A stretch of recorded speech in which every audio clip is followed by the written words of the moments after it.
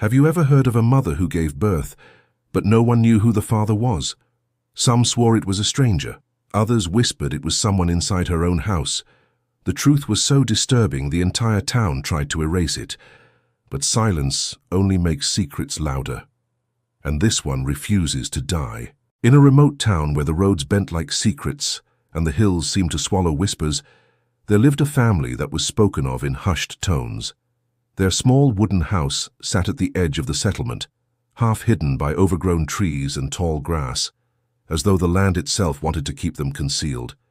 People rarely saw them together in public, and when they did, something always felt off, like shadows moving just out of sight. The woman at the center of it all was quiet, carrying herself with a weight that seemed older than her years. She had never married, never been seen in the arms of a lover.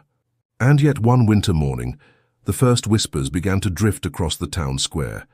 She was with child. The news spread faster than the cold wind that swept down from the mountains.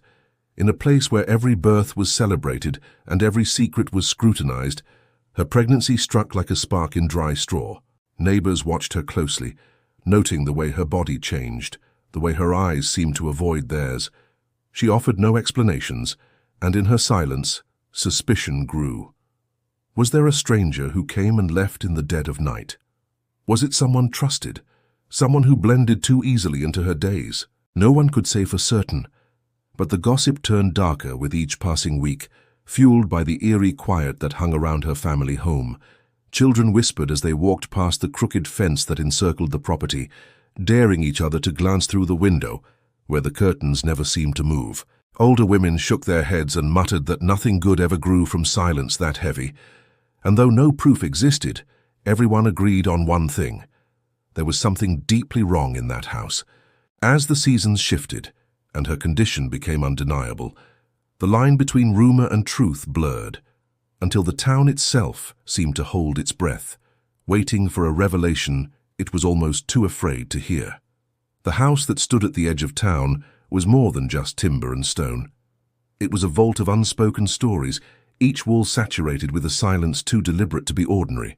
Within it lived 3 generations under one sagging roof, the woman, her elderly mother, and her only son.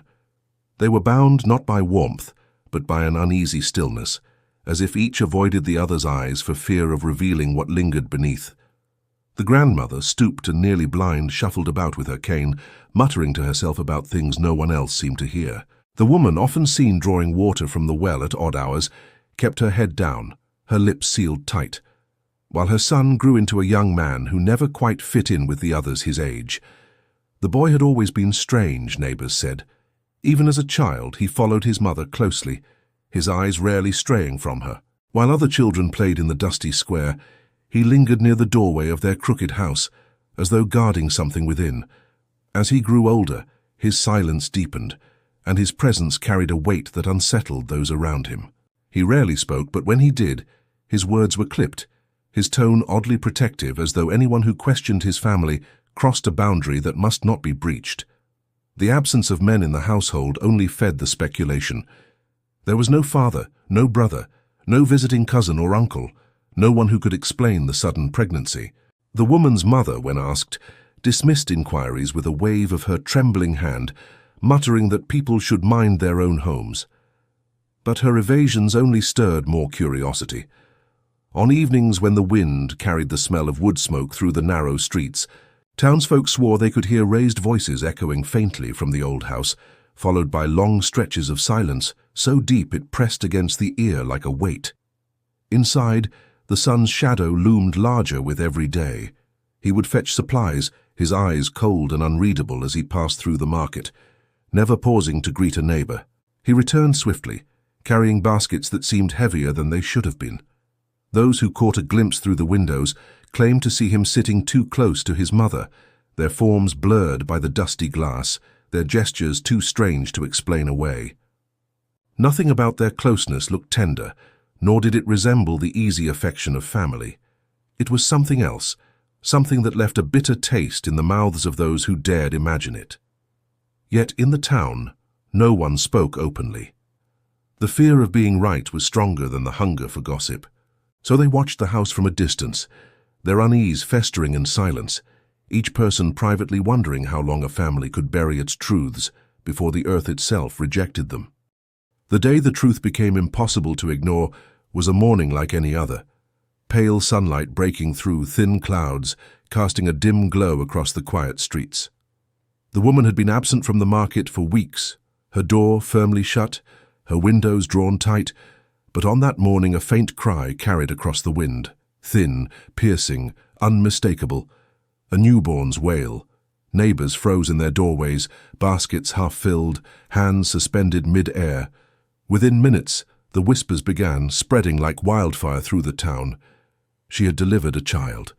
The birth itself should have been cause for celebration, but here it was different.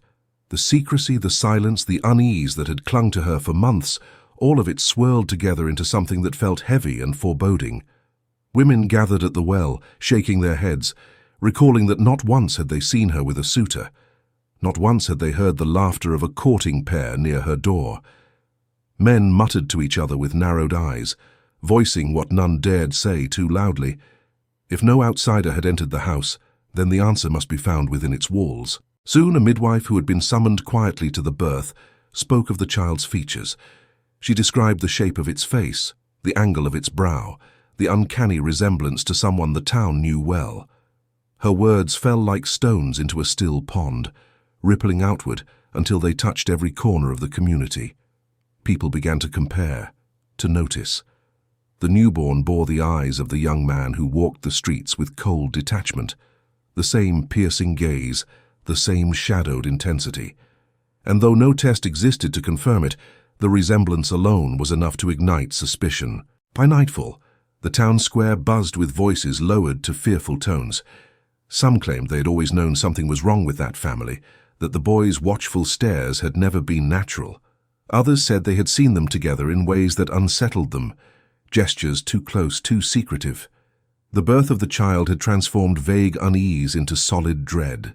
Inside the house, the woman was seen only once, cradling the infant in her arms as she stood at the window. Her face was pale, her eyes hollow, but there was a defiance in the way she stared back at those who dared to look.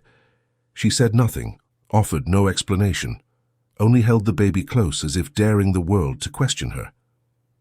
The boy, taller now, stood behind her in the shadows, his presence unmistakable, his expression unreadable. It was enough to silence even the boldest gossipers. For what could they say when the truth stared so brazenly back at them? The child's cry became the soundtrack of the nights that followed, echoing through the streets like a haunting reminder of a truth too monstrous for the town to fully accept. People lay awake, staring at their ceilings, replaying the resemblance in their minds, wondering if their suspicions could really be true, or if their imaginations had taken them somewhere too dark to admit aloud. The storm of whispers that had once drifted quietly between doorways now roared openly across the town. What had begun as cautious speculation was now sharpened into near certainty, and though no one had evidence solid enough to stand upon, the weight of collective suspicion was enough to demand answers. The house at the edge of the town became the center of every conversation, its closed shutters a challenge to the restless eyes of neighbors who could no longer ignore the questions pressing against their tongues. It was not long before the murmurs reached the ears of the local council, men whose duty was to maintain the fragile balance of order in a place where tradition and reputation mattered more than truth. At first, the council sent a single elder, a man with thinning white hair and a voice softened by age, to speak with the family. He knocked at the door in broad daylight, his cane tapping against the warped wood. But when the door creaked open, it was not the woman who appeared. It was her son. Tall now, with a frame that filled the doorway, his eyes were as still as water beneath ice. He did not smile, did not bow, did not offer greeting, only stood as though the doorway itself were a barrier he was unwilling to cross. The elder spoke gently, asked if the child was well, if the mother needed assistance, if the town might celebrate the birth. But the young man's replies were clipped, his voice low and cold. "We need nothing. Leave us be." The door shut with a finality that echoed down the street, and though the elder told the others he had seen no wrongdoing, the unease in his voice betrayed him. Soon after, women began to claim they had noticed strange things in the weeks leading up to the birth. One swore she had seen the boy return late at night, his clothes disheveled, his hands clenched around something unseen. Another insisted that she had heard muffled arguments, angry voices rising and then abruptly cut short, just beyond the walls. Each account was small, fragmentary, but when woven together they formed a tapestry of dread. The town demanded more than whispers. They wanted certainty. And so the investigation shifted from quiet inquiries to open suspicion. A midwife, the same one who had been present at the birth, was summoned again. She was questioned for hours, pressed to describe every detail she had noticed that night. Her answers were cautious, but beneath her caution trembled fear. She admitted that when she had delivered the child, the young man had stood in the room watching closely, his eyes fixed not on the newborn, but on his mother. The air between them had been so heavy, she said, that it seemed to choke her breath. "It was not the look of a son," she whispered, her voice trembling. "It was something else." The room fell silent at her words, for though no one dared say the word aloud, the implication hung between them, like a blade suspended in air. Rumors solidified into belief, and belief hardened into accusation. The townsfolk gathered in small knots outside the crooked house, their faces pale with a mixture of fear and morbid fascination. Some said the child should be taken away, that no good could come from bloodlines tangled so tightly. Others argued that there was no proof, that to accuse without evidence would stain the town's honor. But in the absence of answers, imaginations ran wild. Each night, the baby's cries pierced through the silence, a relentless reminder that something had been born into their midst that could not be explained away. The council, pressed by the voices of the people, decided to push further. This time they sent 2 men, one a tradesman with a sharp tongue, the other a younger official who prided himself on fairness. They entered the house unannounced, forcing the door open when no reply came. Inside, the air was thick with the smell of smoke and damp wood. The grandmother sat slumped in her chair, her milky eyes staring into the fire, muttering incoherent fragments of prayer. In the corner, the woman cradled her child, her face as blank as stone, and beside her, as though to shield her from intrusion, stood the son. His posture was rigid, his jaw clenched, his gaze steady and unblinking. The officials asked questions, their words heavy with formality. Who was the father? Why had no marriage been announced? Why did the boy watch her so closely, as though daring them to accuse him? The woman did not answer. She sat in silence, rocking the infant gently, her eyes fixed on a point beyond the intruders. When the younger official pressed her further, the son stepped forward, his voice carrying the weight of steel. "Leave. She owes you nothing." His tone was not defensive in the way a son might shield a mother. It was possessive, commanding, a sound that made the officials exchange a glance they dared not voice. They left without answers, but with more certainty than before. In their silence, the town read confirmation. People began to avoid the path that led to the house. Children were warned not to play near it, and even stray dogs gave the gate a wide berth.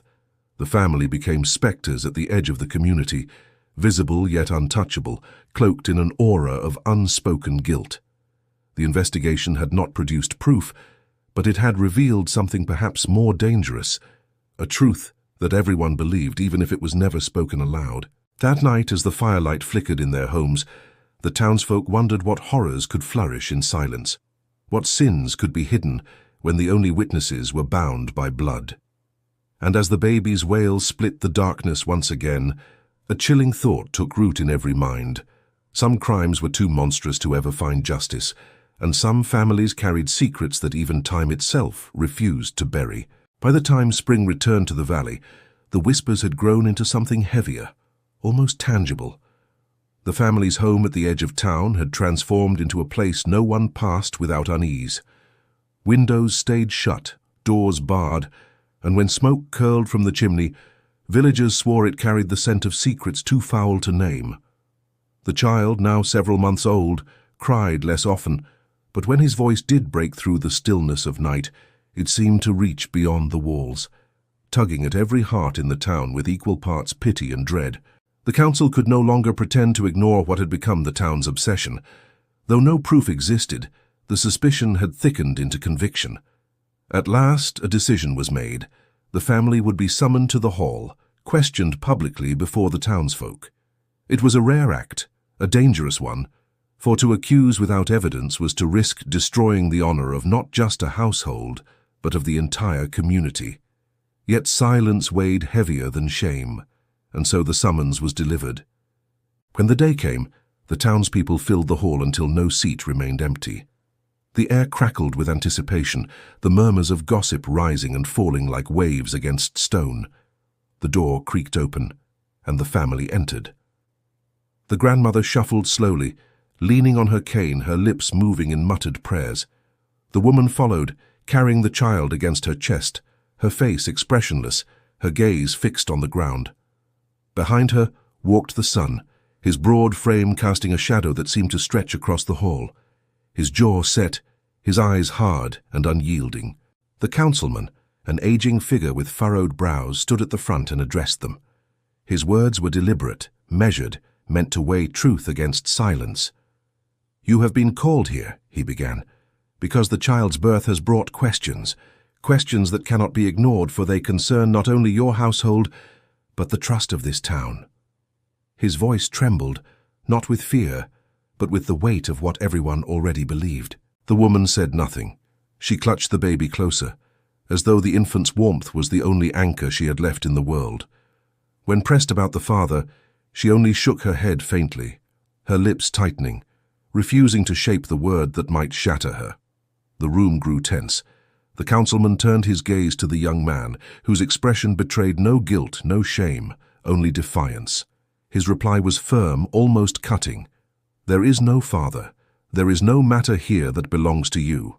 The crowd erupted in murmurs, gasps carrying across the chamber like sparks catching fire. The officials demanded quiet, but the damage was done. The son's words, meant to end the questions, only confirmed them in the minds of those who had come seeking truth. His tone was not protective. It was territorial, almost possessive. The mother's silence, her refusal to speak, only sealed the impression. Together, their demeanor told a story louder than any confession could. One woman in the crowd, unable to restrain herself, stood and cried out, "We all see it. Look at the child. He carries the eyes of the boy." Her voice cracked as she spoke, and others joined in, echoing her words with nods and whispers that quickly swelled into open agreement. The officials struck the table for order, but the hall had already fractured into chaos. Some shouted for punishment, others for mercy, while a smaller group urged caution, warning against the dangers of condemning without proof. But no one left that hall believing the family innocent. The woman finally lifted her head. Her face, pale and drawn, revealed neither guilt nor anger, but something worse, resignation. She pressed her lips against the baby's forehead, as if to shield him from the storm of voices that crashed around her. Not once did she deny the accusations. Not once did she point to another man, another name, another face. She remained a wall of silence, and in her silence, the town found its confirmation. When the family was dismissed, they walked back to their crooked house under the heavy gaze of every villager. No stones were thrown, no curses shouted, but the absence of words was heavier than any violence. Doors closed as they passed, shutters clicked shut, eyes averted. They were not driven from the town, but they were erased from it, left to dwell at the margins where whispers were louder than welcome. Inside their home, the walls seemed closer, the air more suffocating than before. The grandmother's muttering grew frantic, as if she too had absorbed the shame pressing against their door.